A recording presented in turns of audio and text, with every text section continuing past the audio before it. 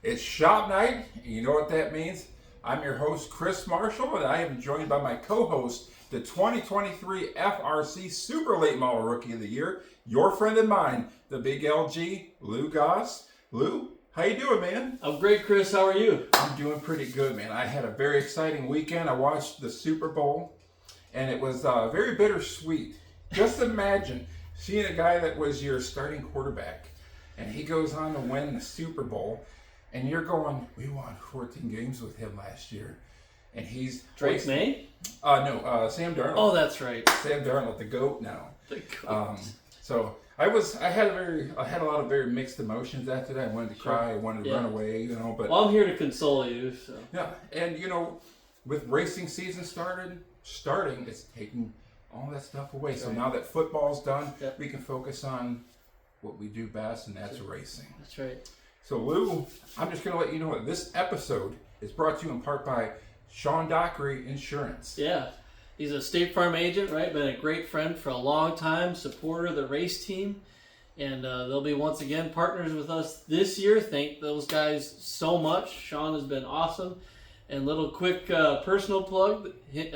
Sean and his son were over here last night. And we took apart a little 2-cycle engine and kind of goofed around and taught the kids. His son is 6, I think. And, showed him a little bit about inner workings of the engine. And I had Hayne, my son, out here. And we just had a great time for a couple hours. So, yeah, just can't thank those guys enough and looking forward to another season with them. And you didn't mention, Sean Dockery came through. Talk about a State Farm agent. He came through. You had a little incident with the excursion. Yeah. And I saw on Facebook, Sean Dockery came through. I went, man, I got to switch to State Farm. Yes, great point. Thank you, Chris. Yeah, so, unfortunately the excursion is still a little laid up. It's in the shop at De Pere Auto. A little selfish plug for them. They've been super helpful to me over the last couple of years. But, that night my truck broke down, and Sean, being the great friend that he is and always the good neighbor, right, the State Farm, he came and picked me up. It was nearby, so that helped. He came and picked me up with his personal pickup. And State Farm actually takes care of the towing, for me. So that's great. That made it kind of a no-brainer. We just got the tow taken care of, and Sean and I just hung out, and that was fun. Wait, State Farm takes care of the towing? Yes. Man, I'm definitely going to have to switch because I don't even get that with mine. I usually have to count on the Chevrolets to get back and then call one. So it was good. Interesting. I may have to give Sean Dockery a call. That would be good. I would advise everybody else to do the same. All right, will do. Lou, we got some car updates. Sure. We were hanging out. You got done doing some stuff for 5-Star. Yep. And shortly we should be getting the body. And I know you were talking about there's some plans for that, or... Yep. Yeah, we got our order ready for the body, right? We're going to put a whole new, bottom section on it, new windshield. That windshield's 5 or 6 years old, so it's pretty much seen plenty of wear and tear.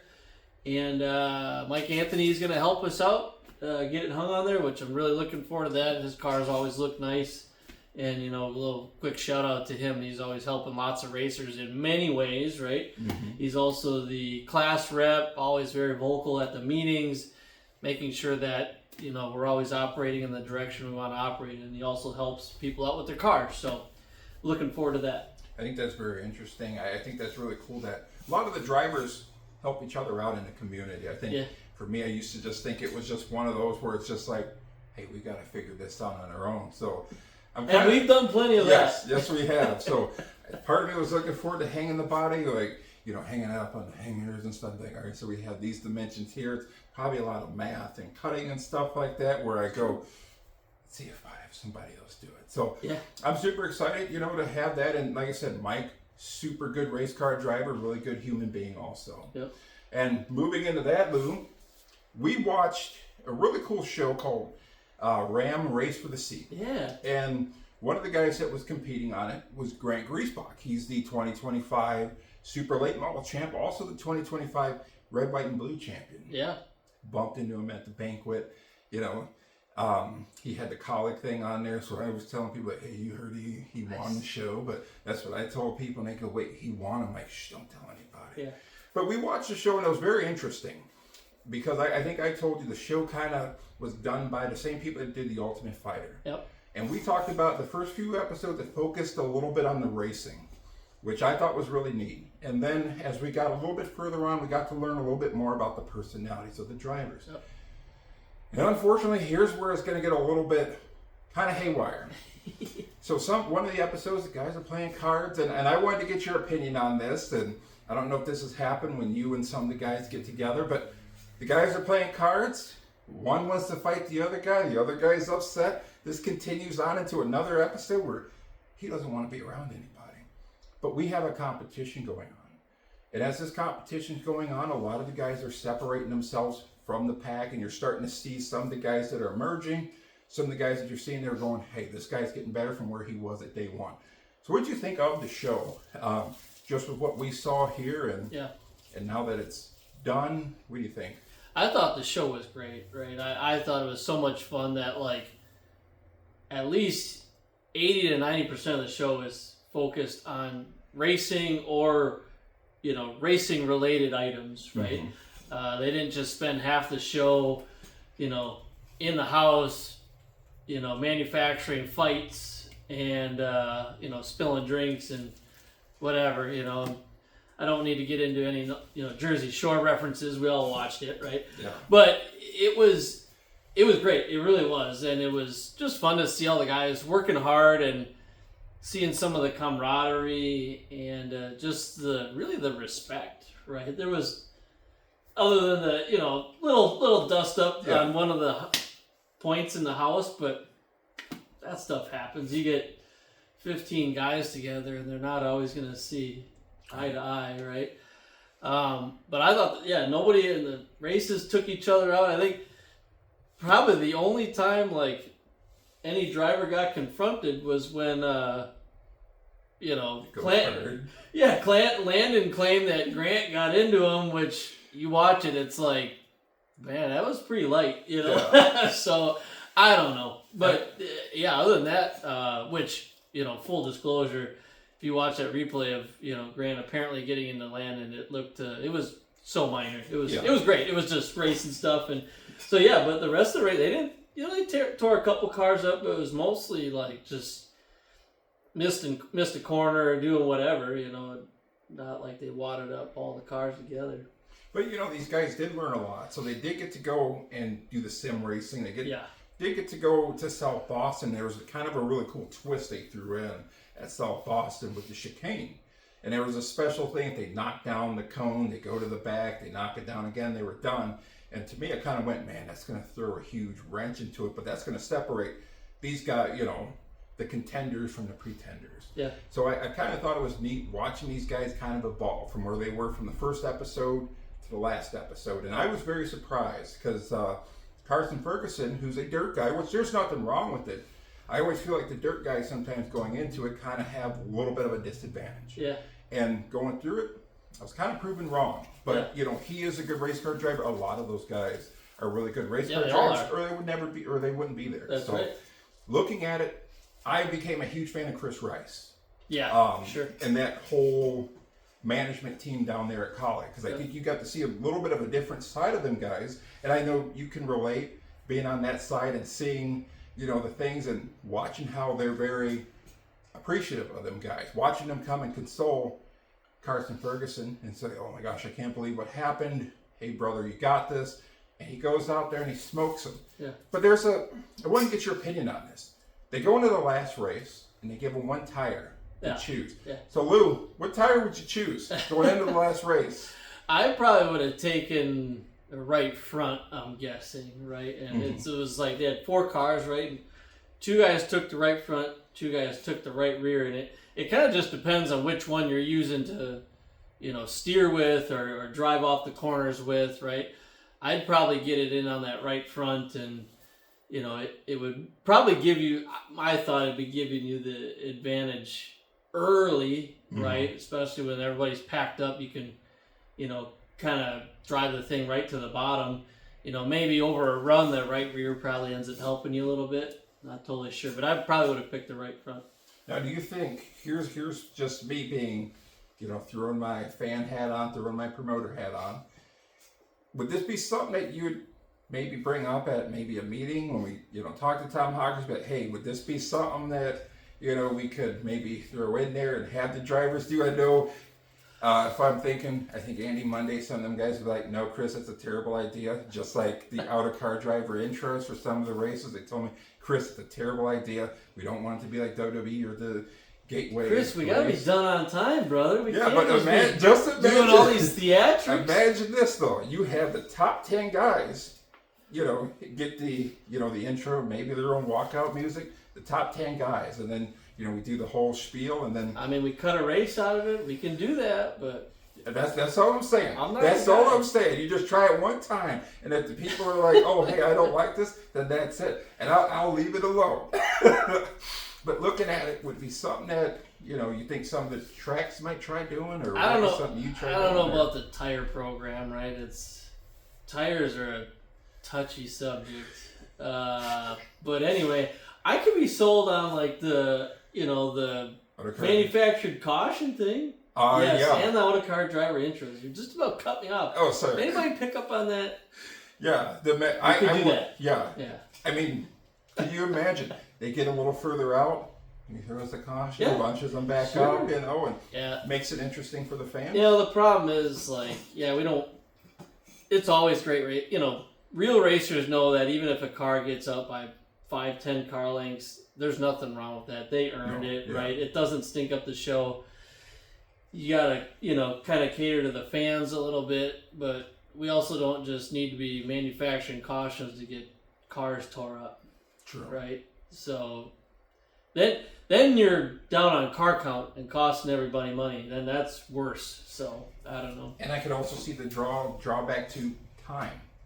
Time, yeah. So that could be another thing too, Yep. time. So maybe I'll just shelve that and just be like, you know what, we'll save that for the Crown Vics and just do that. That's right. And, just stick with the auto driver car. Yeah, maybe I'll bring that up and just be like, hey, I got an idea. Let's roll with this. Yeah, start with that one. Yeah, and maybe that might be a thing. Or you get that over with Tom Hawkers, and then you can talk the rest of it. Yeah, maybe for fan appreciation night, you have that fan stand next to the car. Just certain ideas I have when I'm at the meeting, like, man, that'd be really cool. And then as I go talk to Mike Anthony or Andy Monday about it, they go, and very, and they're very nice about it. They go, I don't know, we want the race to get, over at a certain time, even though that'd be cool for them. And I totally understand because I'm the same way. Once the race is done, I'm like, all right, I'm gonna quickly run a quick trip so I can get home. You know what I mean? Is that what we do? I mean, I've seen them something. I've seen them turn the lights off at the track. It must be turning them off early. I mean, let's just say I've been there when they turn the lights off and all you got is a fire going. So yeah, good times. Yeah, I've also been there when you got up in the morning and your car is not near your trailer anymore. But that's a whole other topic. All right. Yeah. Next thing, what you got? Well, Lou, with it being racing season. Well, hang on. Back to the Ram Race for Seat. Just a shout out to Grant for sure, right? Our champion down here. He did a great job. I thought it was cool. If anybody goes back and watches those, I'm fairly certain they had more of his crew chief and spotter chatter than anybody else's, which is interesting. I thought that was cool. It seemed like a plug for him. I do want to ask you this. So with Grant being there, and I do hope to get Grant here on the show and get his side of it. Because I saw Landon did his video with his side on it. Sure. With him going there, learning, the racing and kind of being thrown into that program, he's going to be coming back racing with us. So he's going to be, in your opinion, I think he's going to be better than what he was last year coming into this year. So do you think with that, we're going to have a lot to worry about for the next few years with Grant Griezbach, and I mean that in a good way. Yeah, he'll be even harder to beat for sure. I frankly don't think the show has anything to do with it. We all know he's a good racer. What's going to make him hard to beat this year is the fact that they got lots of stuff figured out last year, locally. So it's just going to make it even more difficult for this year. And the fact that he's already got a lot more racing in than what we have. Right, true. So that's another thing. Yep. And, if they do the show next year, I wonder, we should get him on here and find out what that application process is. Would that be something you'd be interested in doing? Maybe talking it over with the family, the boss, and stuff like that. You know? Probably would have to do that. Probably have to find some PTO to take care of. I don't know. Maybe I'm overqualified since I own my own truck team for a little bit. I'm kidding. It's funny. But you did race in the truck series. Sure, yeah, for a cup of coffee. Yeah, I mean, so it's one of those where it's like I wonder if they do it next year who they're going to bring in. Sure. So hopefully it's a lot of new faces. I found out some of them guys that were in that show I'm Facebook friends with. So I remember going on there going, wait, Austin Beers. So that was another thing too. But no, I enjoyed it, and I hope that's something that they do again, and maybe we'll see them do like a late model thing, or have a guy run a late model out there for them or something like that. But get some supers out there and see what they got. Yeah, and those cars are something else. Yep. But Lou, racing season's upon us. Yeah. This weekend is the 500. Mini Tyrell makes his debut on the 13th. Yep. The truck race, and then we have Daytona weekend. Yeah. And we're going to be having an event here at the shop. It'll be in the house garage. It'll be in the house. All right. There's a little bit more room in there. It's a little bit nicer, but So we'll be hosting. Here's everyone's invite if they want to swing by. Yeah. Stop by on Sunday. Yeah, I took PTO for Monday, so pretty excited for that. In case it rains out, that's why, Chris. I actually have. I just started my job. I actually have 10 hours of PTO. That's amazing. And I'm happy for you. I was thinking maybe if that happened, I just push my start time like, hey, look, I'm going to be in late. What's the reason? I'm like, I got to take my sick dog to the vet, But mainly it's just, hey, if the race is anything like it was. Yeah, like they have been. Yeah. Or like the year in 2012. It was like one of my last Daytona 500s to watch before I went to basic training. And they had Juan Pablo Montoya crashing in the jet dryer. The racing get done to one. Yeah. I stayed up to watch that, but maybe it'll happen this year. Yeah, so anyway, we're having it at the house. We're not sure if we'll get a big projector. We've used the projector a couple times for Super Bowls or whatever, or maybe I'll just get a big TV for in the house garage. I don't know, but that's what we're going to do. I'm very excited. Going to have some of the race team guys over, some sponsors over.